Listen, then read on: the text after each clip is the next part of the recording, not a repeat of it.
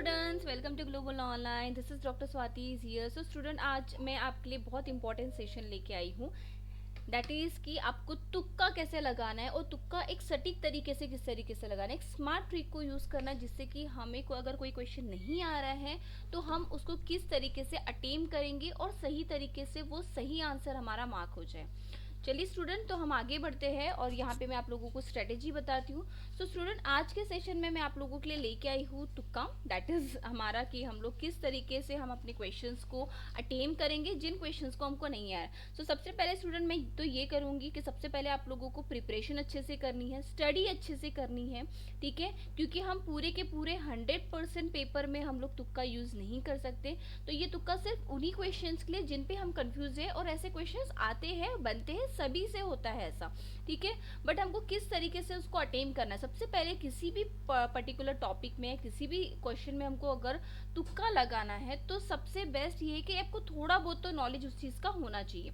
चलिए ठीक है, उसका नॉलेज है। अब इसके साथ साथ मैं आप लोगों के साथ में 5 ऐसी स्ट्रेटेजी है जिसको मैं डिस्कस करने वाली हूँ, जो कि बहुत इंपॉर्टेंट है, जो आपको अगर उस क्वेश्चन के बारे में आपको बिल्कुल भी नॉलेज नहीं है तो भी आप इस स्ट्रेटेजी को यूज़ कर सकते हैं आपके उस क्वेश्चन को अटेम करने के लिए। और इस तरीके को अगर आप यूज़ करेंगे तो मैं बोल सकती हूँ कि आपका 100% वो क्वेश्चन का आंसर आपका सही होगा। तो इन टिप्स को, जो मैं टिप्स आप लोगों को देने वाली हूँ, जो 5 ऐसे टिप्स देने वाली हूँ, उस टिप्स को आपको अच्छे से समझना है और अच्छे से फॉलो करना है। सो स्टूडेंट, इसके लिए पहले मैं आप लोगों को ये स्ट्रेटेजी बताने से पहले मैं आप लोगों को एक चीज़ बता दूं कि यहाँ पे आप लोगों को कंप्लीट कोर्स मिल जाएगा, जो भी ग्लोबल ऑनलाइन के थ्रू आप लोगों का एक कंप्लीट कोर्स मिल जाएगा कॉमर्स एंड मैनेजमेंट का। इसकी जो न्यू बैच है वो 1 फेब से स्टार्ट हो रही है, तो अभी भी टाइम है आप लोगों के पास में, लिमिटेड सीट अवेलेबल है। यहाँ पे 50,000 रुपीज़ का डिस्काउंट चल रहा है। सो 5,000 रुपीज़ में अगर आप रजिस्टर करते पेपर 2 के लिए, आइदर कॉमर्स के लिए, मैनेजमेंट के लिए, तो पेपर 1 कंप्लीट पेपर में आपको फ्री ऑफ कॉस्ट मिल जाएगा। देखिए स्टूडेंट, यहाँ पे आप लोगों को क्या फैसिलिटीज मिल जाएंगी, डेली लाइव लेक्चर्स मिल जाएंगे, रिकॉर्डेड सेशन आप लोगों को मिल जाएंगे। इन केस अगर आप लाइव सेशन नहीं कर पा रहे किसी भी रीजन से, तो उसका रिकॉर्डेड सेशन भी आपको मिल जाएगा। Complete syllabus notes PDF format में मिल जाएगा। यहाँ पे मैं गारंटी देती हूँ स्टूडेंट, 100% सिलेबस तो कवर होगा ही, साथ ही साथ यहाँ पे आप लोगों की रिविजन करवाई जाएंगी। अब ये रिविजन कैसे करवाई जाएंगी, तो आप लोगों की जितने भी अभी तक के पीवाईक्यूज हैं, वो पीवाईक्यूज प्लस इन पीवाईक्यूज के बेसिस पे हम लोग एनालिसिस करते हैं कि आपके एक्सपेक्टेड एमसीक्यूज क्या हो सकते हैं, और इन दोनों के इससे आप लोगों की रिवीजन करवाई जाएंगी। ओके, देन इसके बाद में आप लोगों को फुल मॉक टेस्ट मिल जाएगा, 4000 एमसीक्यू सीरीज मिल जाएंगी, पीवाईक्यूज विद डिटेल एक्सप्लेनेशन मिल जाएगा। यहाँ पे अगर कोई भी क्वेरीज है, व्हाट्सअप कॉन्टैक्ट नंबर आपको दिए हुए हैं, और किस तरीके से हमारे डेमो सेशंस अवेलेबल है यहाँ पे, आपको अगर वो देखना है तो उसके लिए आप ग्लोबल ऑनलाइन की ऐप को आपको डाउनलोड करना पड़ेगा गूगल प्ले स्टोर से। देन उसके बाद में आप लोग को रजिस्टर करना पड़ेगा मोबाइल नंबर से आपके। उसके बाद में आप डेमो सेशन भी देख सकते हैं, या फिर आपको रजिस्ट्रेशन करना है तो आप वो भी कर सकते हैं स्टूडेंट। और ये सही वक्त है अभी, अगर जाके अगर आप लोगों ने कर लिया तो it's well and good for you. Okay, then यहाँ पे आप लोगों को आसाम स्लेट का है 5,000 रुपीज़ में मिल जाएगा। ये रजिस्ट्रेशन करने के बाद में यूनिट वाइज फोल्डर आपको मिल जाएंगे। सिर्फ आपका पेपर 2 का प्रिपरेशन नहीं हो रहा है, एक चीज़ ध्यान रखिए, पेपर 1 भी आपको इसी कॉस्ट में मिल जाएगा 5,000 रुपीज़ में। ओके, तो चलिए student, without wasting our time हम लोग आ जाते हैं हमारे उस 5 इम्पॉर्टेंट 5 स्मार्ट जो हमारे टिप्स हैं, जो स्ट्रेटेजीज है, उसको मैं आप लोगों के साथ में डिस्कस करूंगी। सबसे पहली टिप्स आप लोगों के लिए ये है स्टूडेंट कि आपको जैसे ही क्वेश्चन पेपर आप लोगों के हाथ में आता है, आपको पूरा का पूरा क्वेश्चन पेपर को अच्छे से गो थ्रू करना है, अच्छे से पढ़ लो, ठीक है। वो पढ़ने के बाद में सारे क्वेश्चंस में से जो क्वेश्चंस आपको पहले आते हैं, ठीक है, उस क्वेश्चन को पढ़ने से क्या होता है, कुछ कुछ क्वेश्चंस क्या होते हैं, मैंने ऐसा क्यों बोल रही हूँ, इसलिए बोल रही हूँ कि कुछ कुछ क्वेश्चन ऐसे होते हैं कि जो कहीं ना कहीं एक दूसरे से लिंक्ड अप होते हैं, ऐसा होता है पेपर में। तो इसीलिए अगर वो क्वेश्चंस, अगर एक दो क्वेश्चन एक दूसरे से लिंक्ड अप है, या फिर आपको एक पढ़ने की वजह से दूसरे का आंसर अगर आप लोगों को दिमाग में क्लिक हो जाता है, इसलिए आपको पूरा का पूरा पेपर क्या करना चाहिए, गो थ्रू करना चाहिए, एक बार देख लेना चाहिए, ठीक है। ये फर्स्ट टिप हो गई। दूसरी टिप्स ये मैं बताऊंगी कि जो क्वेश्चन आपको सबसे पहले आता है, ठीक है, जो जिस क्वेश्चन में आप लोगों को 100% पता है कि यहाँ पे जो भी मैं आंसर मार्क कर रहा हूँ वो करेक्ट ही होगा, सो उसको आप पहले अटेम्प्ट कर लो, क्योंकि यहाँ पे हमारा क्या हो जाए, आधा टेंशन ऐसे ही कम हो जाता है, क्योंकि हम पढ़ाई करके गए हैं तो हमको हर चीज़ में तुक्का मारने की ज़रूरत तो नहीं है। ठीक है, तो ये हो गया। देन उसके बाद में एक थर्ड टिप्स ये है जो इम्पोर्टेंट है। सबसे पहले आप लोगों को क्या करना है, जैसे कैलकुलेशन वाले अगर कोई क्वेश्चन है, ठीक है, जो टू इम्पॉर्टेंट टिप्स है वो मैं अभी बताऊंगी। ये जो है, जो थर्ड नंबर की टिप्स है, जो कैलकुलेशन वाले जो क्वेश्चंस होते हैं, जैसे हम कॉमर्स में कुछ कैलकुलेशन के क्वेश्चन आ जाते हैं, मैनेजमेंट में आ जाते हैं, तो इन क्वेश्चन पे ना अगर आपको ईगो में नहीं लेना है, ठीक है, ईगो में मतलब ऐसे क्वेश्चंस को अगर आपको नहीं बन रहे हैं तो इसके लिए भी मैं आपको टिप्स बताऊंगी अभी कैसे आपको करना है। ओके, तो यहाँ पे ये चीज़ मत करो, अगर वो नहीं आ रहा है तो उसको सिर्फ 2 मिनट्स आपको देना है, इससे ज़्यादा आपको टाइम वेस्ट नहीं करना है।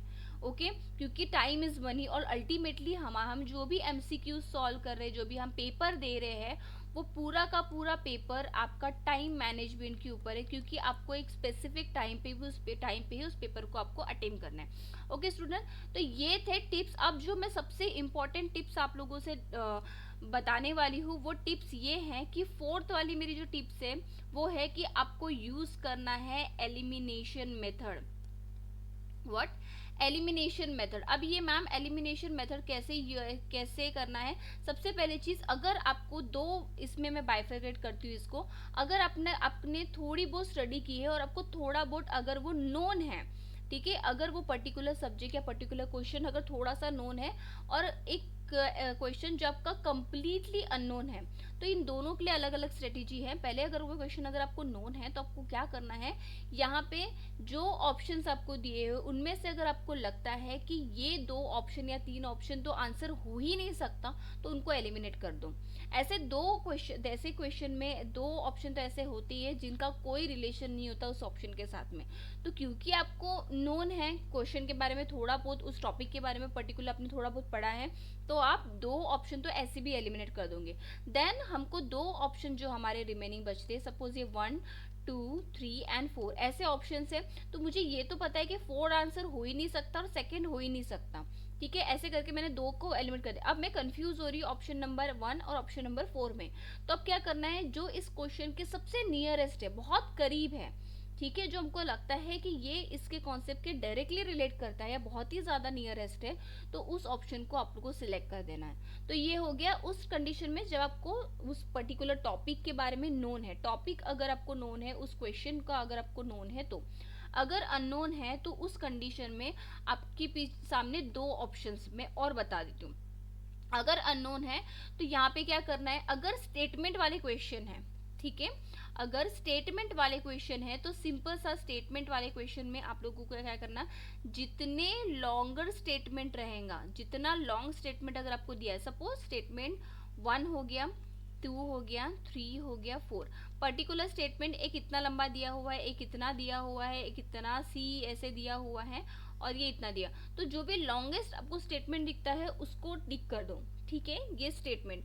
और अगर वो क्वेश्चन अगर कंप्लीटली अननोन है तो उस कंडीशन में आप लोगों को यहाँ पे ये चेक करना है कि ऑप्शन कैसे दिए हुए, तो मोस्ट प्रोबेबली जो ऑप्शन, ऐसे क्वेश्चन में जो ऑप्शन रहते हैं वो मोस्ट प्रोबेबली देखा गया है कि वो मोस्ट प्रोबेबली या तो ऑप्शन नंबर 3 रहेगा, दैट मीन्स सी रहेगा, या फिर डी रहेगा, ठीक है। तो ये एक चीज़ आप कर सकते हैं। मैं किसकी बात कर रही हूँ, अगर आपको अननोन है तो, ठीक है। अब चलिए, अब मोस्ट इम्पॉर्टेंट हमारा जो 5th वाला टिप्स है उसको मैं बता देती हूँ। इसमें क्या करना है आप लोगों को, अगर आपके ऑप्शन में आपको all of the above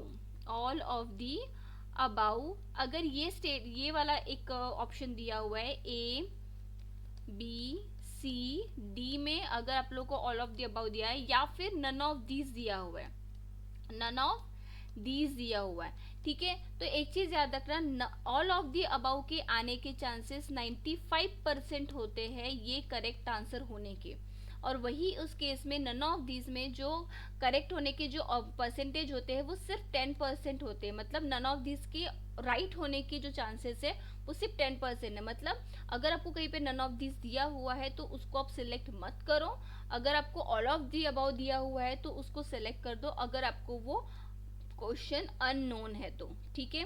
and the best way कि आप अपनी स्टडी और अपना प्रिपरेशन अच्छे से रखो, ठीक है। और ऐसे क्वेश्चन देखो, तुक्का ये इंपॉर्टेंट है ही, क्योंकि हर क्वेश्चन आपको आएगा, इट्स नॉट नेसेसरी। तो आपको ये टिप्स को भी यहाँ पे यूज करनी होंगी student. So thank you so much, हम मिलते हैं हमारे न्यू टॉपिक पे नेक्स्ट इसमें।